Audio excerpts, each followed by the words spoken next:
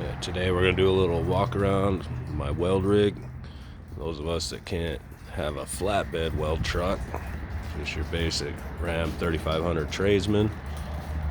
Nothing special. Long bed, toolbox, poor man welder cover from Traeger.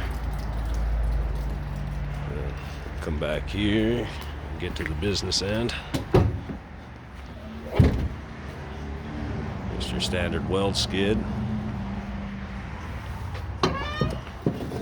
Open up your leads, have access to everything. Set up with a Miller Bobcat 250. Everything will pull out one shot with a forklift. Toolbox included because it's just mounted to the skid itself. Quick and easy removal in case you ever want to use your truck for a truck. That's about it. Tell me what you guys think, other than the acetylene tank laying down, which I know about.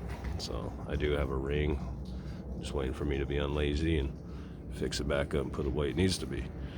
Other than that, works great so far. Let me know.